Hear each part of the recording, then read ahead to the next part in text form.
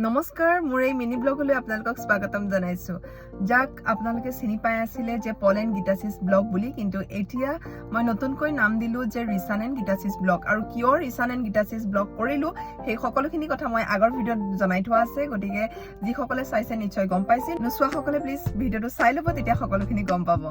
আৰু ৰিচান and গীতাচিছ blog কৰাৰ পিছত এইটোৱে মোৰ প্ৰথমটো মিনি ব্লগ গতিকে আজি আৰম্ভ কৰিছো ৰাতিপুৱাৰ পৰা ৰিচানক স্কুলত থলো থৈ পেলাই এতিয়া আকৌ মই ঘৰত আহি আছো মাৰ ঘৰত যেহেতু মোৰ ভাইটিৰ বিয়া ওচৰ পালেহি আজি জোৰোণৰ কাপোৰখিনি পেকিং কৰিম লগতে আৰু দুজনমান মানুহক বিয়ালৈ নিমন্ত্ৰণ দিবলৈ আছেগে এয়া কাৰ্ড লৈ ফুৰিছো এয়া নিমন্ত্ৰণ দিম তাৰপিছতে কাপোৰ পেকিং কৰা আপোনালোকক দেখুৱাম চাই থাকিব মোৰ এই মিনি বিয়া মতা হৈ গ'ল তাৰপিছতে যিটো ৰিচানক স্কুলত থৈ আহিছিলো এয়া ৰিচানক স্কুলৰ পৰা ললো লৈ পেলাই এতিয়া মা ঘৰত গৈ আছো বলক দেখাম অকণমান বিয়াৰ পৰিৱেশটো ৰিচান হাই কৈ দিয়া হাই এয়া আমাৰ চেনেলটো ৰিচানৰ নামলৈ অনাৰ পিছত এইটো প্ৰথমটো মিনি ব্লগ হয়নে ৰিচান হাই কোৱা হাই ভালনে তোমাৰ কোৱা বাকি মোৰ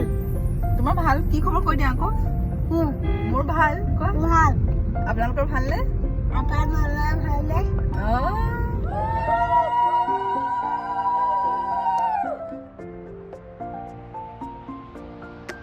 ইয়াৰ ৰিচানক স্কুলৰ পৰা আনিয়ে চিধা বহিলোঁ জোৰোণৰ কাপোৰ পেকিং কৰাত এয়া ভাইটি বিয়াৰ জোৰোণৰ কাপোৰ পেকিং কৰিছোঁ অকণমান আপোনালোককো দেখুৱাই দিলোঁ মোৰ এই মিনি ব্লগটোৰ জৰিয়তে